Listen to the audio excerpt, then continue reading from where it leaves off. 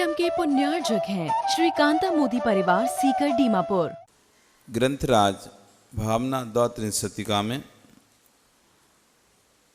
परम तत्व की व्याख्या करते हुए अपनी आलोचना कर रहे हैं, तो वहीं आचार्य भगवान विश्वसार जी महाराज उस पर अपना विशेष व्याख्यान दे रहे हैं। जहाँ आचार्य भगवान एकत्व वितक चिद्रूप आत्मा की प्राप्ति का उपाय बता रहे हैं, तो वहीं आचार्य भगवान कह रहे हैं कि निज की निंदा करना सीखो, आलोचना करना सीखो। लोचन तभी तक सुंदर रूप दिखा पाते हैं जब तक उसमें कंकड़ कीचड़ नहीं होता।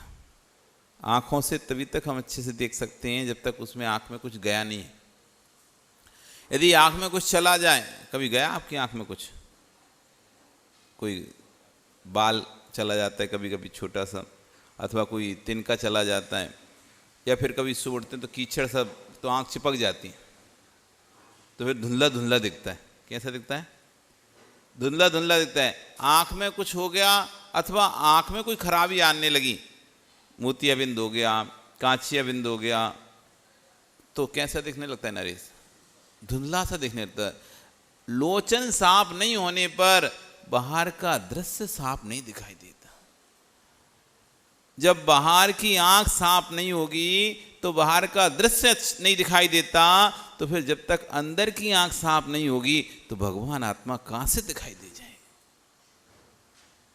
साफ करो, साफ करो।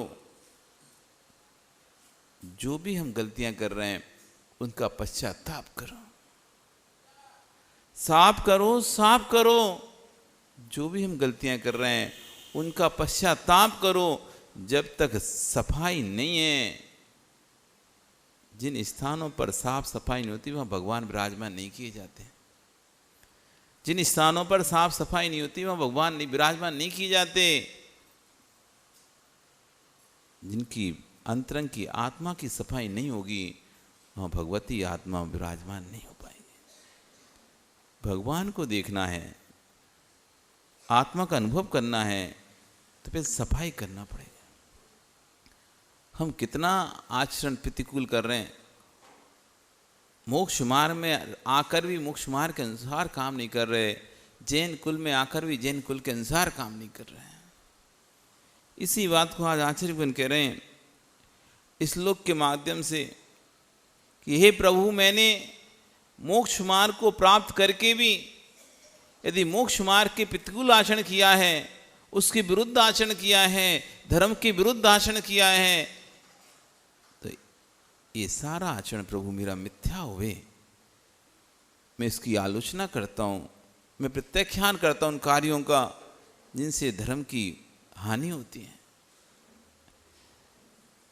विमुक्ति मार्ग प्रतिकूल वर्तिना मया कसायाक्ष बसेन दुर्दिया चारित्र शुद्धिर यदिकारी लोचनम लोपनम तदस्तु मिथ्या मम दुष्कृतम प्रभु।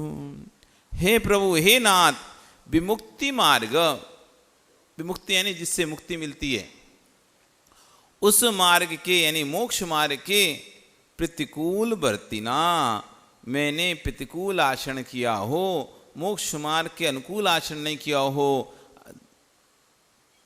सत्य, अहिंसा, अचौर्य, अपरिग्रह, ब्रह्मचर्य, ये मोक्ष मार्ग के अनुकूल आचरण हैं, और इनसे विपरीत मोक्ष मार्ग का प्रतिकूल आचरण है।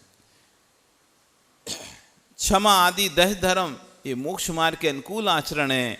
क्रोध आदि कसाय मोक्ष मार्ग के प्रतिकूल आचरण है। मैंने यदि मोक्ष मार्ग के प्रतिकूल आचरण किया है, दुर्धिया, हे भगवान मैं दुर्बुद्धि हूं, मेरी बुद्धि सुबुद्धि नहीं है। सुबुद्धि होती तो मैं नियम से अच्छे कार्य करता, अनुकूल आचरण करता, अपने कुल के अनुकूल आचरण करता, अपने धर्म के अनुकूल आचरण करता, अपने मोक्ष मार्ग के अनुकूल आचरण करता। हमारी बुद्धि दुर्बुद्धियाँ हैं। हम भले अपने आप को बहुत होशियार समझते हो, हम अपने आप को बहुत ज्ञानी समझते हो, लेकिन जब हम अपने आचरण को देखेंगे तो पता चलेगा कि हम कितने दुर्बुद्धि हैं। देखने में लगता है हम ज्ञानी हैं। जो जितना ज़्यादा ज्ञानी अपने आप को समझता है, जितना ज़्यादा होशियार समझता है ना, वो ही उतना ज़्यादा मूर्ख है। क्यों मूर्ख है भाई? वो तो होशियार है। हाँ होशियार है, कर्म के क्षेत्र में होशियार है, कर्म बंद के लिए होशियार है, कर्म निर्जरा के लिए होशियार नहीं है। उसे समझ में नहीं आ रहा कि जिस डाल पर बैठा है उसी डाल को काट रहा है। जिस डाल पर बैठा है उसी डाल को काटता चला जा रहा है। जिस कुल में तुम जन्म लिए है, ऐसा उच्च कुल में आकर अधिक कर्म बंद करोगे, ये उच्च कुल तुम्हारे हाथ से छूट जाएगा। फिर ये मनुष्य पर्याय पुनः फिर प्राप्त नहीं होगी। अपने ही हाथों से अपना हित कर रहा है। हे भगवान, मैं दुर्बुद्धि, मैंने मोक्ष मार्ग के प्रतिकूल आचरण किया हो, मेरे द्वारा कसाय बसेन, कसाय के द्वारा, कसाय के बस होकर, 5 इंद्रियों के बस होकर यदि अपनी चारित्र की शुद्धि पर दोष लगाया हो, मैंने अपने चारित्र का विलोप किया हो, तो हे प्रभु तदस्तु मिथ्या मम दुष्कृतम प्रभु, मेरा ये पाप मिथ्या हो जावे, मेरा ये पाप नष्ट हो जावे। मैं आपके सामने आलोचना करता हूँ, प्रतिक्रमण करता हूँ। आशीर्वाद करें, लोचन तभी तक सुंदर रूप दिखा पाते हैं जब तक उसमें कंकड़ कीचड़ नहीं आता। जिसके नेत में कंकड़ हैं उसको 2 पुरुष दिखते हैं, धूमिल धूमिल दिखता है। जब आंख साफ नहीं है तो आत्मा साफ कहाँ से होगी? आंख साफ करो। जिसको पीलिया रोग हो जाता है उसे हर वस्तु पीली पीली नजर आती है। क्या वस्तु पीली है? क्या आंख में रोग हो गया पीला, उसे दूध भी पीला नजर आता है। दूध पीला नहीं है, उसकी आंख में रोग है। वस्तु पीली नहीं है, वस्तु में दोष नहीं है, दोष तो तेरी दृष्टि में है। वस्तु को जो बदलने का प्रयास करता है वह दुनिया का सबसे बड़ा पागल आदमी। हम बदल देंगे, हम बदल देंगे, हम लोगों को बदल देंगे। तुम कुछ नहीं बदल सकते, तुम में ताकत ही नहीं कुछ बदलने की। तुम बस बदल सकते हो तो अपनी दृष्टि बदल सकते हो, लोगों को नहीं बदल सकते। ओ निर्मल, तुम बदल जाओ, किसी को बदल दोगे क्या? कोई तुम्हें बदल देगा क्या? तुम किसी बदल सकते हो क्या? वो कोई तुम्हें बदल सकता है क्या? तुम व्यर्थ में ही संकलेशता करते हो, ये ऐसा कर रहा है, वो वैसा कर रहा है, वो वैसा कर रहा है। मैं सबको बता दूंगा। ये क्या बता दोगे? अपने परिणामों को बताओ। सबकी बताते बताते तो अनादि काल निकल गया, सबकी कहते कहते तो अनादि काल निकल गया, लेकिन अपनी कब कही? अपनी तो बात आज तक कही नहीं है किसी को। जिस दिन अपनी कह देते कि मेरे परिणाम कैसे कैसे होते हैं, उस दिन तुम्हारा कल्याण हो जाता। सभी को तो देखते हैं। वस्तु को बदलने का प्रयास करने वाला सबसे बड़ा ज्ञानी पुरुष। वस्तु को बदलने का प्रयास किंचित ही मत कीजिए। यदि बदल सको तो अपनी दृष्टि बदल लीजिए। आपको यदि कमियां दिखती हैं, आप उस तरफ से अपनी दृष्टि मोड़ लीजिए, दिखना बंद हो जाएगी। यदि आपको यहाँ देखने से विकल्प हो रहे हैं, आप ऐसा पीट करके इधर बैठ देखो ही मत उस साइड, देखो मत। देखोगे तो आपके अंदर विकल्प होंगे।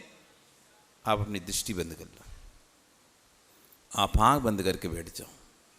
क्या होता था, आचार्य जी के साथ जब पंचकर्णक होते थे तो बड़ा आनंद आता था। बहुत भीड़, बहुत भीड़। और साल में 13-14 पंचकर्णक होते। मतलब ऐसा मानो कि 4 महीने शांति से रहते थे, बाकी के 8 महीने तो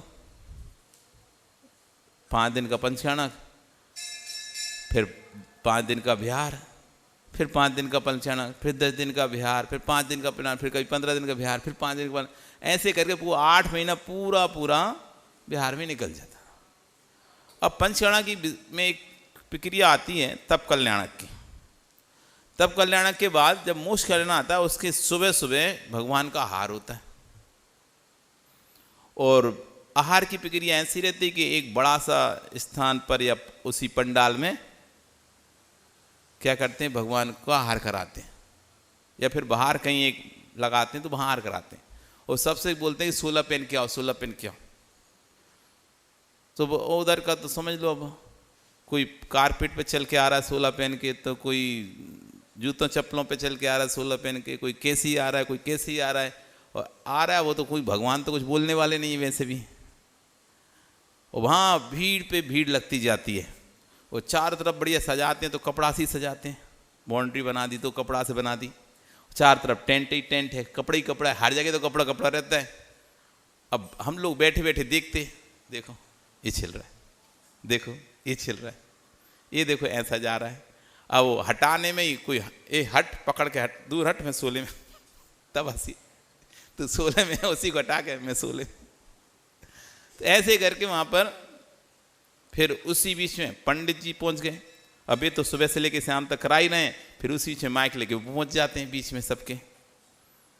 हो गया ये 16। अब वहाँ पर ये देखते थे, अब पंडित जी को लिख लिख के भेजें, पंडित जी इनको बोलो सबको कि कपड़ा चेंज करके हार दें हम उनको, ये सब कपड़ा अब बदल। अब पंडित जी लगे, बोले ही नहीं रहे, वे अपने कार्यक्रम में लगे, और पर्ची पढ़ ही नहीं रहे, बड़े विकल्प होते हैं, ये पर्ची तो पढ़ ही नहीं रहे, बोल दें नहीं तो फिर लोग चले जाएंगे, फिर बोलेंगे तो कौन सुनेगा, यही तो सब जाके चौकी में पहुँचने हैं फिर। तो जैसे तैसे उसको बुलवाए, भैया बोल दो। अब पंडित जी बोले, कितने सुने कितने नहीं सुने भगवान जाने। अब वे जाकर चौके वालों के बीच में खड़े हो गए। अब बड़े विकल्प, कैसे हार करें, कैसे हार करें। अब हर चतुर्मास, हर पंचगणा में बड़ा विकल्प हो कि लोग कहीं ये बोई तो नहीं है, कपड़े चेंज करें कि नहीं करें, कहीं वहीं से डायरेक्ट तो नहीं आ गए। हार होता ही नहीं, बस पूछते में लग जाता, तुमने चेंज किया कि नहीं किया, तुमने चेंज किया कि नहीं किया। आचार्य से जब हम आचार्य से जब बोलें, और भी साधु बोले, आचार्य तुम अपना पढ़ो ना शांति से नीचे देख के, तुम इतना देखते क्यों हो, तुम वहां पर जहां पर इतने विकल्प होने तुम वहां देख ही क्यों रहे हो, तुम्हारे हाथ में कुछ है क्या, तुम कुछ कर सकते हो क्या, नहीं कर सकते ना। ये मेला है, मेला, तुम्हारे हाथ में कुछ भी नहीं है। जब तुम अकेले रहे ना, जब तुम कराना पंचकर्णा, तब समझ में जाएगा तुम्हें। शांति से अपनी पढ़ाई करो, दृष्टि सामने की जगह दृष्टि नीचे रख लो, विकल्प सब खत्म हो जाए। तुम विकल्प किस बात के हैं, तुम बदल दोगे, ऐसा तुम्हारे अंदर कर्तृत्व भाव आ गया है, इसलिए तुम्हें विकल्प होते हैं। शांति से श्रावक शुद्धि बोलेगा, अब चुपचाप हार कीजिए, आपको किसी से पूछने की जरूरत नहीं है। वो 16 वस्त्र आपके सामने पहन के आया है, उसने शुद्धि बोला है। आप इन संकल्प विकल्पों में फंसो मत। भाई तू कहाँ से आ रहा है, घर से पहन के आया है कि यहाँ पहना है, घर से तो पहन के नहीं आया, यहीं पहना है ना, यहीं धोके डाला था कि घर से धोके डाला था, किधर का मंदिर का है कि कहाँ का है, कितने सारे विकल्प होते हैं। वो 16 का वस्त्र पहन के आया है, आपके सामने खड़े होके मन शुद्धि, वचन शुद्धि, काया शुद्धि, आहार जल शुद्ध बोल रहा है। आप उसको देखिए, लूला लंगड़ा अंधा तो नहीं है, कोई नैन पाले लिपस्टिक तो नहीं लगाए, बस ओम शांति, इतना आप देखें, आप हाल लीजिए। ज़्यादा घुसोगे, ज़्यादा गहराई में जाओगे तो भोजन नहीं कर पाओगे, फिर समाधि करना पड़ेगा कि दूध कहाँ से आया, भैया हमें बताओ, कौन सी भैंसे लगवा के लायो, दिखाओ भैंस कैसे लगा के लायो, दिखाओ प्रक्रिया, ये घी कहाँ से लायो, कब का निकाला था, कैसे निकाला था, फिर ये कौन से खेत के गेहूँ हैं, कौन सा डाला था, ये सब्जी कहाँ से लेके आए, ये फल कहाँ से लेके आए। तुम्हें घुस गए ना, तो फिर उपास ही कर लो, फिर उपास ही करना पड़ेगा, फिर तुम भोजन नहीं कर सकते। अवधि ज्ञानी विराज भी भोजन में अवधि ज्ञान नहीं लगाते। शांति से शुद्धि बोला श्रावक, चुपचाप हार करो, वस्तु को मत बदलो, अपनी दृष्टि को बदलो। आप उस राह चलो ही मत जिस राह में आपको विकल्प होते हैं। आप अपना काम करो। कोई व्यक्ति आपको रोज लगता है कि यार इसके कारण से रोज विकल्प होते हैं, रोज विकल्प होते हैं, रोज हमको क्लेश उत्पन्न कराता है, चाहे मंदिर में हो चाहे घर में हो। मंदिर में भी कई बार ऐसा होता है, किसी एक व्यक्ति से क्लेश उत्पन्न हो जाता है।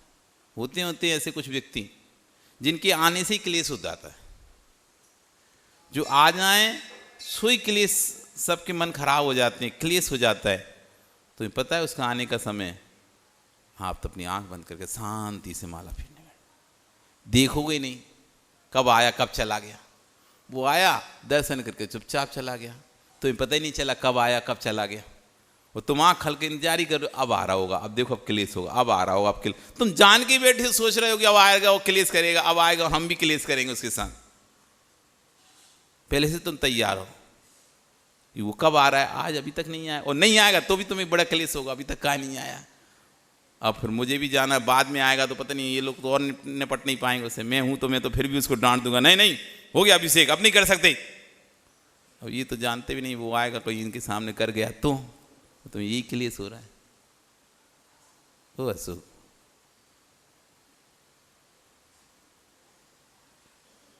ज्यादा जिम्मेदारी मत लेना। ज्यादा जिम्मेदारी ज्यादा कर्मबंध। ज्यादा जिम्मेदारियां ज्यादा कर्मबंध। हम चाहे भगवान के राग में किसी पर गुस्सा करें, चाहे घर के राग में किसी पर गुस्सा करें, और ध्यान रखना कोई अपना नहीं है। तुम सोचो हम तो अच्छा कर रहे हैं, हम तो अच्छा कर रहे हैं, यही लोग तुमको कभी भी उठाकर बाहर फेंक देंगे। जो बिठालते हैं, जो रखते हैं, वही हटा देते हैं। किसी के भी राग में ज्यादा ओम शांति एक बार बोलो। भगवान सबके, आपको जो करना है, हमने अपना काम कर लिया और हम गए। अब जिसको जो दिखाए सो करो। हमें ना किसी को रोकना ना किसी को टोकना। हम क्यों तुम्हारे पीछे अपने परिणाम करें। तुम करोगे तो लोग अपने आप तुम्हें टोकेंगे, तुम करोगे तो अपने आप तुम्हें लोग टोकेंगे। मैं अकेला थोड़ा ठेकेदार हूं तुमको टोकने का। ज्यादा किसी की पछड़े में भी नहीं फंसो और ज्यादा किसी की वस्तु के कर्ता भी मत बनो। यदि कर्म बंध से बचना है तो, और कर्म बंध से बचना नहीं है तो 1 क्या 10 जिम्मेदारी ले लो अपने सिर पे। कर्म बंध से नहीं बचना, 1 क्या 10 जिम्मेदारी ले लो। इसलिए हनुमान जी उम्र के निषेक कितने बचे हैं पता नहीं है। उम्र के निषेक कितने बचे हैं पता नहीं है। इसलिए अब तो एकांत में बैठने की अभ्यास प्रारंभ करो। इस कार्यक्रम के पुण्यार्चक थे श्री कांता मोदी परिवार सीकर दीमापुर।